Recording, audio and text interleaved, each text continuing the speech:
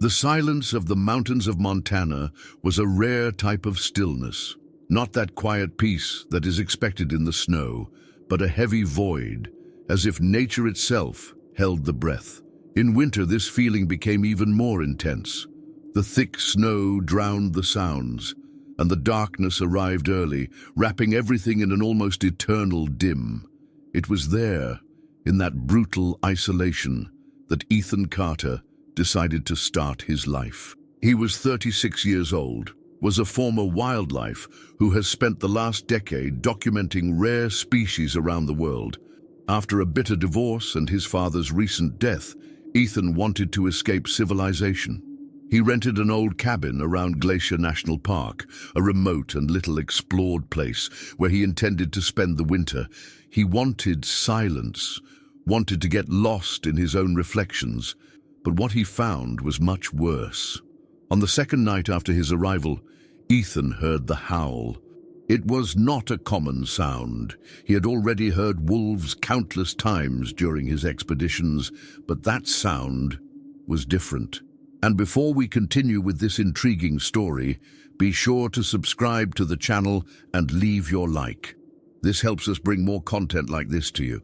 Now let's go back to the story. The howl echoed through the mountains in an unnatural, almost human way. It was long, deep, and carried something primitive, something that shivered his spine. He got up from the armchair, driving the wool blanket away, and went to the window.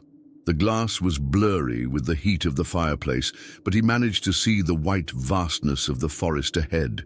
The trees leaned under the weight of the snow, and the full moon made everything look even more surreal. Another howl, closer. Ethan felt a different cold through his body. Something inside him said it was not just an ordinary wolf. He took his camera and went out to the porch. The cold air cut her skin, but her curiosity spoke louder.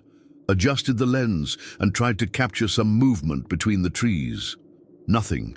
Suddenly, a dry snow snap.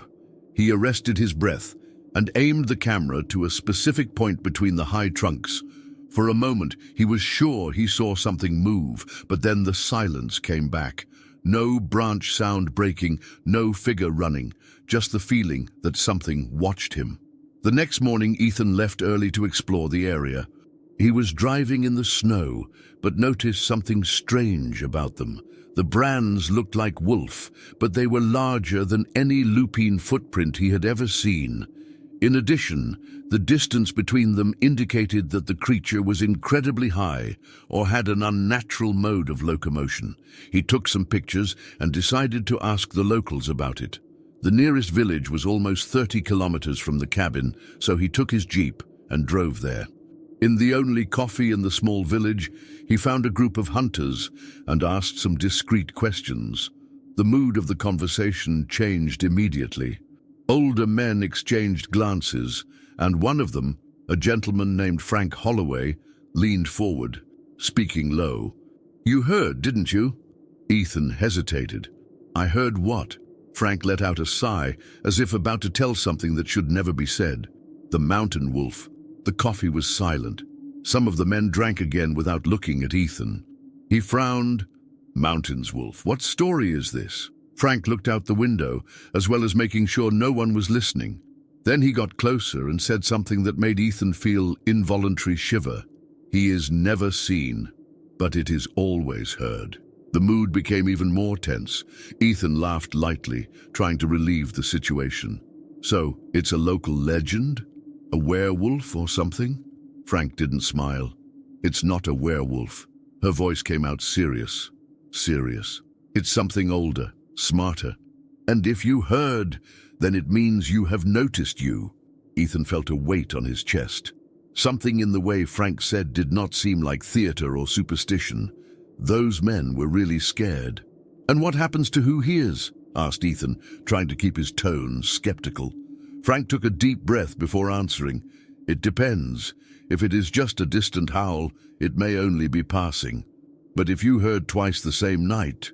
He made a long break. "So it means he's marking you." Ethan felt his throat dry. He was about to ask more, but the others in the coffee began to disperse, clearly uncomfortable with the subject. Frank got up, put some notes on the counter, and gave one last warning before leaving. "If you hear again, don't get out of the cabin. Don't try to look. And for God's sake, do not try to follow him." Ethan stood there, feeling a growing weight in his mind. He did not believe in legends, but something in those howl moves with him in a strange way. That night, while trying to sleep, something broke the silence again. The same howl, this time much closer. Ethan held his breath and looked at the window. There was something out there, something waiting. He was no longer alone. The snow accumulated on the edge of the window, reflecting the pale light of the moon. Ethan got out of bed slowly, his heart beating hard. He could not explain, but the sound of that howl activated something primitive within him, an irrational fear, an utter warning instinct. He took the camera by the bed and walked toward the window. The glass was blurry, and it had to pass the mango of the coat to clean the surface. It was then that he saw, at the limit of the forest, among the shadows projected by the frozen trees, there was a silhouette. High. Stop. Watching. Ethan's breath failed. He tried to focus the camera lens, but before he could capture something, the silhouette moved abnormally quickly, disappearing between snow-covered trunks. The howl came again, this time much closer to the cabin. Ethan retreated from the window, feeling the adrenaline take over his body. He was being hunted. The night passed slowly. Ethan could not sleep. Every time he closed his eyes, imagined that silhouette in the forest, lurking, waiting. He tried to rationalize. He was just a large wolf or even a hungry bear, though the speed with which the thing moved was not natural. The next morning he decided to investigate. He took his camera, put on a heavy coat, and went out to examine the area where he saw the creature. The sun barely warmed the environment, and the temperature was below zero. Soon he found the footprints. They were huge, deep, with sharp claws marking the snow. But what really scared Ethan was the pattern of the brands. They did not seem to follow a logical way. Instead of moving from one point to another, the footprints circulated their cabin, as if something had been surrounding it all night. And then he saw something that made his stomach turn. The footprints ended abruptly. There was no sign that the creature went away. It was like it simply missing in the air. Ethan swallowed hard. Nature did not work that way. Even an agile animal would leave traces visible, but those footprints, they just stopped. He took some pictures and returned inside, feeling the discomfort grow. The feeling of being observed did not disappear. Later, Ethan drove to the village again. He needed to know more about that legend. At the coffee, he found Frank Holloway sitting in the same place the last time. "You saw, didn't you?" asked Frank bluntly. Ethan hesitated before answering. "I saw something. Big. Fast. But I couldn't shoot." Frank nodded slowly, as if he already expected that answer. "He doesn't let it." Ethan frowned. "What do you mean, don't let?" Frank let out a tired sigh. "They have tried to photograph him before. Cameras fail. Photos are blurred. Or worse, people simply disappear before showing any proof." Ethan felt a chill. "So you believe that?" "In truth." Frank stared at Ethan for a long time before answering. "Believe it or not, boy, that doesn't change the fact that he's there. And now he has noticed you." Ethan looked away. Part of him wanted to believe that all this was just superstition, but the howls, the footsteps, the silhouette, it made nothing sense. Frank pulled a yellowish envelope from his pocket and pushed it on the table. "This is all I managed to gather over the years. Take it and get out of here before it's late." Ethan opened the envelope and saw old photos, handwritten reports, and even a 1962 newspaper story about a group of hunters who disappeared in the mountains. The report said, "The bodies have never been found, but their tents were torn from the inside out. Residents claim that they heard strange howl the night before." A shiver traveled his spine. "That's serious, isn't it?" Frank hit the cigarette in the ashtray and said in a serious voice, "More than you think. When Ethan returned to his cabin that night, he locked all the doors and windows. His mind was a whirlwind of thoughts. He spread the content of the envelope on the table and began reading the old reports. Everyone had something in common. Victims always heard the howls before disappearing. Some notes said that anyone who listened 3 times on the same night was already sentenced. Ethan tried to ward off this idea from his head, but something caught his attention in the envelope, an old map of the region. There was a point marked with a note, "Last confirmed appearance. He who sees does not come back." Before I could think more about it, the howling came again, this time so close that it seemed to come outside the door, and then something scratched the wood. Ethan was paralyzed. He took his rifle, though he knew that if it was not an ordinary animal, the weapon would do no good. The scratches continued. With his heart hammering in his chest, he stepped back. That's when he heard his breath, heavy, slow, deep. Someone, or something, was there, and I was waiting for him to open the door. The scratch on the door continued. It was a slow, rhythmic sound, as if the creature was provoking Ethan. He squeezed the rifle against his chest, trying to control his breath. He thought of shooting through the door, but what if it only got the thing out there? So the silence, the noise simply stopped. Whatever he was there seemed to have given up, or he was waiting for him to lower his guard. Ethan was stopped for long minutes, sweating despite the sharp cold. Finally, with a hesitant movement, he took a few steps to the window beside the door and peered through a curtain crack. Nothing. The snow-covered porch was empty. The wind was sibilated between the trees, carrying white flakes through the air. He let out a tense sigh and loosened his footprint in the rifle. Maybe I was gone. But then he saw the footsteps. They were right there in the fresh snow, giant, deep. But there was something even stranger. The footprints came out of nowhere. There were no approach marks, only the footprints directly on the porch, as if the creature had simply appeared there. Ethan felt a chill. That was not normal. A noise snapped behind him. He turned quickly, raising the rifle, but there was nothing, or rather, almost nothing. In the center of the wooden door, right where the scratches were, there was a strange symbol recorded. It was a dark mark, as if the wood had been burned from the inside out. Ethan approached with caution and passed his fingers over the surface. The wood was cold, but as soon as he touched the symbol, a sharp pain exploded in his head. Visions, distorted images invaded your mind. He saw bodies in the snow, wide eyes, frozen mouths in terror expressions. He saw something gigantic moving between the trees, his eyes shining in the darkness. And then he saw himself, but he was dead. The vision disappeared as fast as it came. Ethan staggered back, breathing with difficulty.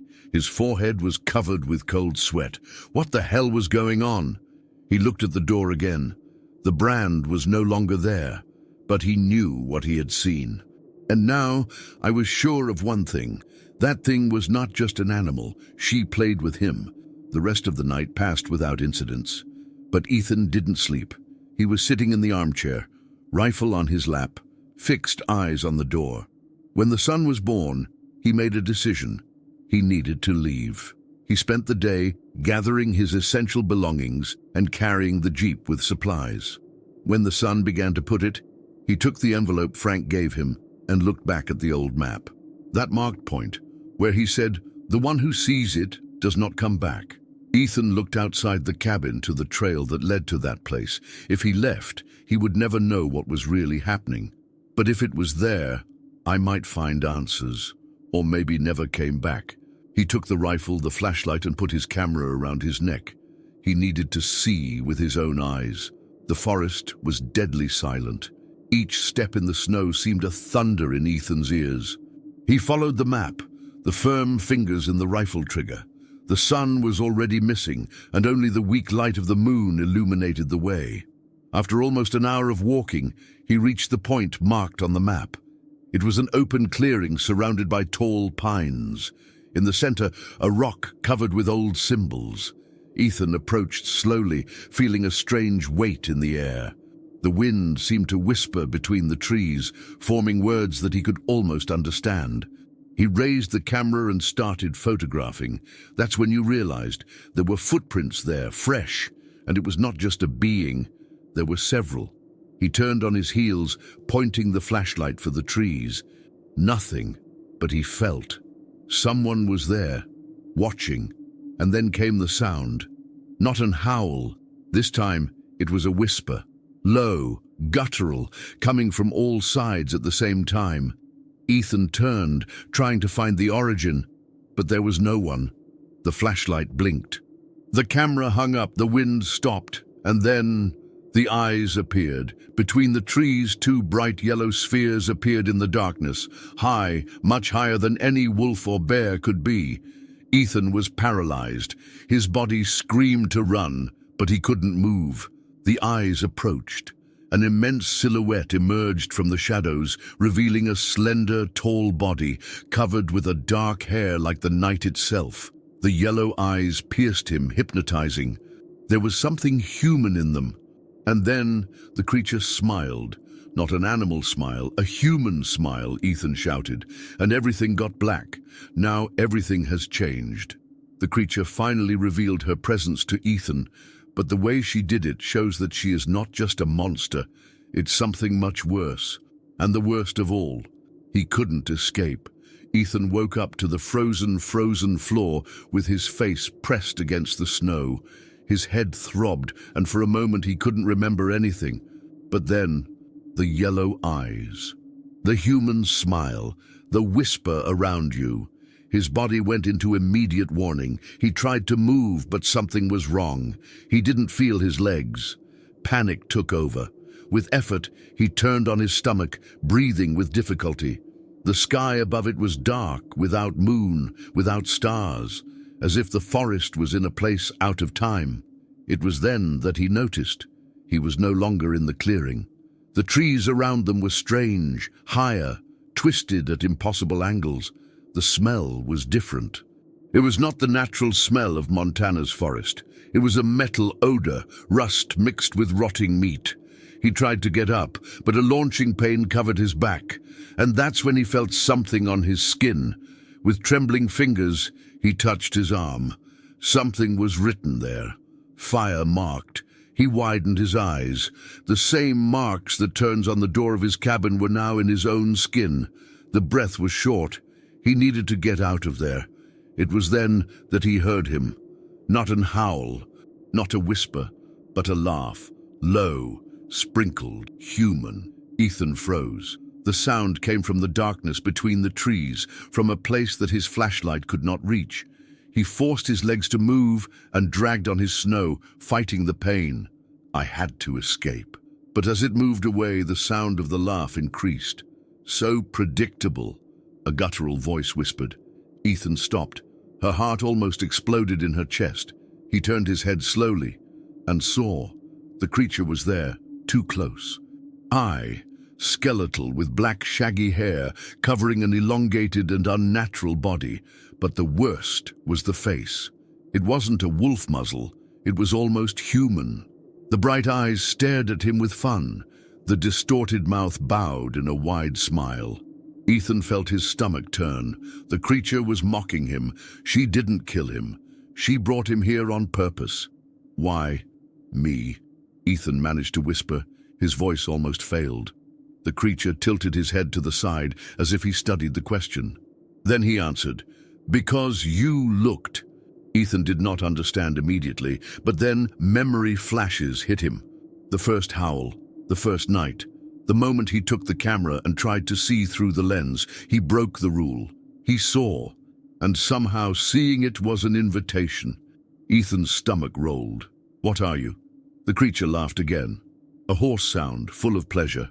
"I'm not a wolf. I am not a man." She stepped forward. "I'm what comes before them."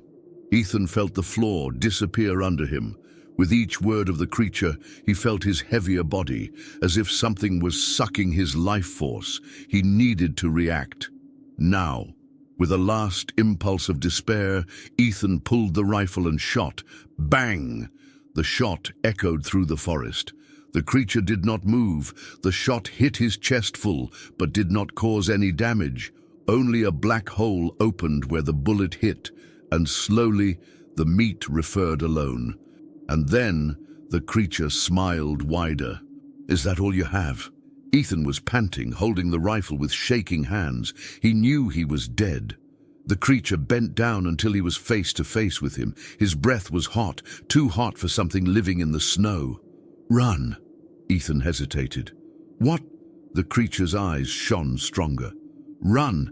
And that's when she disappeared. The air became cold again. The silence returned. Ethan realized that he could move again. It was a game. She wanted him to run away. She wanted to hunt him. The instinct took over. Ethan ran. The rifle hung loose in his hand. His feet sank into the snow as he ran aimlessly, trying to find a way back. Behind him, the howls began, first distant, then closer, much closer. He didn't know how long he ran, but when he finally saw the weak light of his cabin among the trees, he knew he had one last chance. If I could enter, I could survive. If it failed. The thought was interrupted by the sound of branches breaking above him. He looked up. And then see! The creature was jumping between the trees, moving in an unnatural way, too fast for something so large. Ethan gathered his last forces and fired toward the cabin. The sweat was mixed with the sharp cold of winter. He climbed the steps from the porch. It turned the doorknob. The door was locked. No, no, no. He sought the key in his pocket with his hands shaking. Behind him, the steps approached. He stuck the key in the lock, turned. And just as he opened the door, something pulled his leg. The creature grabbed him. The icy and bone fingers involved their ankle. Ethan shouted. He kicked, desperate. He felt his nails tear his skin while dragged back. But in a last impulse, he clung to the door and thrown into the cabin. The creature growled and tried to follow him, but it couldn't. The moment Ethan knocked the door, the howl ceased. Outside, everything became deadly silent. He was alive, for now. But I knew it wasn't over. He had been marked, and one day, the mountain wolf would go back to pick him up. Ethan woke up in the room armchair, with the rifle on his lap. He had slept. The fireplace still burned weakly, but the cold inside the cabin was abnormal. As if the winter outside had invaded the environment in a way that even the fire could not fight. He got up slowly, his muscles rigid by tiredness and fear. Last night was real. The mountain wolf was there, and he wouldn't stop. As he approached the window, his heart shot. The footprints were there again, circulating the cabin, but this time there was more of them. Ethan felt a knot in his throat. He took the camera, trying to register, but as soon as he looked down the display, nothing appeared. The lens glass shaved in his hands. The footprints were there with the naked eye, but on the camera simply did not exist. It was as Frank had said. It does not let it be seen. Ethan looked at Frank's envelope on the table. He needed to find out more. I needed to know what to do, or he would die there. In the late afternoon, Ethan took his jeep and drove to the village. The coffee was more empty than usual. The mood was heavy. People watched him with suspicious eyes. They knew. Frank was sitting at the bottom of the establishment with a cigarette between his fingers. But when Ethan came in, his gaze was no longer concerned. It was pity. Ethan approached and hit the envelope on the table. "You knew I couldn't escape, didn't you?" Frank let out a long breath. "After you hear the 3 howls, there is no escape." Ethan frowned. "But I'm here. I managed to escape." Frank looked into his eyes, and then he said something that made his blood freeze. "Do you think you fled?" The silence between them was suffocating. Frank erased the cigarette and took the envelope. "If you want one last chance, go to that place on the map." Ethan felt a shiver. "The clearing! I've been there! This is where he got me!" Frank shook his head. "So you didn't look well." He opened the map, pointing to a small symbol next to the marking. It was a circle with a stroke cutting in half. "The wolf was sealed there a long time ago." Frank continued, "but from time to time he needs to hunt. You need someone you see, someone who feeds you." Ethan swallowed hard. "What if I destroy this place?" Frank released a weak laugh. "You can try." But he will not leave. Ethan saw no other option. That night he returned to the clearing. This time it was prepared. He took explosives he used to break ice during expeditions. If that place was what kept the creature alive, he would destroy him. The forest was even silent than before. Every step was a challenge against the fear that consumed his mind. When he arrived in the clearing, he began digging around the rock marked with the symbols. Her heart was hit, and her cold sweat dripped down her forehead. He planted the explosives and adjusted the timer. 30 seconds. The clock began the countdown. That's when he felt. A heavy wind blew by the clearing. The air was dense, hard to breathe. Then the howls began, first far, then getting closer and closer. Ethan ran. I needed to leave before the detonation. The howls turned into whispers. The forest seemed to move around him, as if he tried to prevent his escape. The branches extended. The shadows were denser. He reached a shelter between the trees, threw himself on the floor, and waited. 3, 2, 1. Boom! The explosion shook the forest. The snow rose in a white cloud, and for a moment there was silence. Ethan arrested his breath. Would it have worked? But then the sound came, a snap behind him. He turned slowly and saw. The mountain wolf was there, intact, and for the first time, he wasn't smiling. His eyes shone in fury. Ethan felt the panic take him. He did not destroy anything. "Do you think you can bury me?" The creature's guttural voice resonated, and then Ethan was thrown into the air. The impact against snow took all the air out of his lungs. His vision was blurred. He felt something holding his arms, his legs. The forest held him, and the creature approached. "You can't kill me." The golden eyes shone. "But I can take you." And then the forest closed upon him. Ethan shouted, and everything got black. The first sense that returned was the sound, a distant howl echoing somewhere unknown. Then the cold. But it was not the normal cold of the Montana forest. It was something deeper, sharp, a cold that burned from the inside out. And then the pain. Ethan opened his eyes, but he was no longer in the forest. He was elsewhere. The light was weak, grayish, as if the sun was permanently covered with clouds. Dry trees, twisted at impossible angles, surrounded the landscape. The snow was black. He tried to move, but something was wrong. Her body looked heavy. When he looked at his own hands, his heart stopped. They were different. The fingers were longer, the pale and hardened skin. The nails had grown, turning sharply as claws. His chest climbed and descended quickly. What was happening to him? He tried to scream, but the sound that came out of your throat, it was an howl. Ethan widened his eyes. No, that was not possible. He staggered to a nearby frozen lake and looked at the mirrored surface of the ice. The reflection was not his face. They were two yellow eyes. The skin was pale, the human traits mixed with something wild, distorted. He fell to his knees. Truth finally hit him. He was not just captured, he was becoming one of them. The wind blew around him, and then a family laugh echoed between the trees. Ethan turned quickly. The mountain wolf was there, watching, smiling. "Now you understand." The guttural voice sounded like muffled thunder. Ethan got up, despair burning in his chest. "What did you do to me?" The creature took a step ahead. "I didn't do anything." She bent down until she kept an eye on her eye. "You did it to yourself." Ethan was panting, his eyes wide. This could not be happening. "I'm not like you." The creature tilted its head. "Not yet." Ethan felt something inside him if he twisted. His chest burned, his muscles hurt, his skin seemed to stretch inside. Something was growing in it. "What is happening to me?" he shouted. The creature rose and looked around. "That's how it has always been. One sees, one is marked, one is chosen." Ethan staggered back. "Chosen for what?" The creature's smile widened. To replace. The floor seemed to shake under Ethan. He looked around. Everything in that place seemed old, broken, as if it were out of reality. And then the truth finally made sense. The mountain wolf was not an eternal being. He needed a substitute, and now Ethan was this substitute.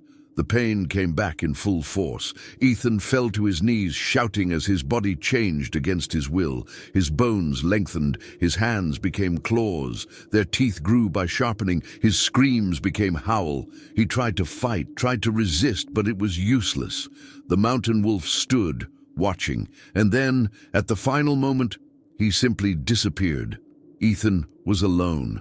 He raised his head and looked around. His chest climbed and descended heavily. The pain had passed, but he was no longer human.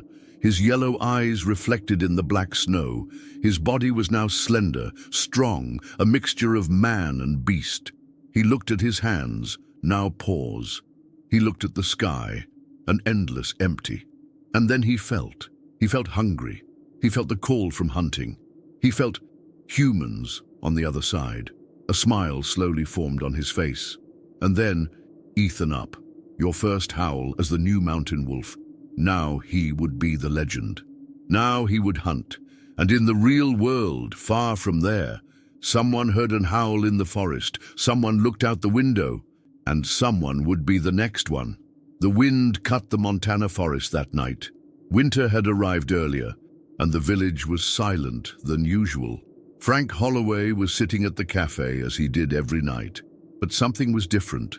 Since the morning, a strange cold hovered in the air, something he hadn't felt for a long time. The other residents seemed restless. They knew the forest had chosen again. Frank squeezed the cup of coffee between his aged hands and looked at the empty table in front of him. It was where Ethan used to sit down. The boy didn't come back, but Frank already expected for that. He let out a long breath. The curse had resumed. Outside, at the edge of the village, a lonely cabin was dark. The Ethan cabin.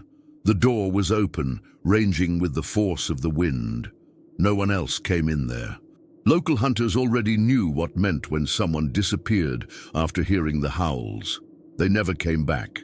But that night, a stranger arrived at the village. A younger man, perhaps a tourist or adventurous, with a camera hanging around his neck. He entered the coffee and looked around. "Hey, did anyone live in a cabin nearby?" he asked innocent. Frank lifted his eyes slowly. Your heart sank. "Why?" he asked, his voice loaded with tiredness. The young man smiled, excited.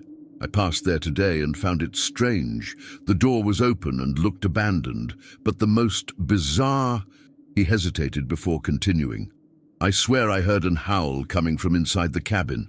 The whole coffee was silent. Frank closed his eyes for a moment. It was late.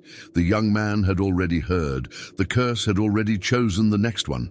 Frank opened his wallet and took a small yellowish envelope, same as one day he handed it to Ethan, and pushed him to the young man. "Take it and leave, now!"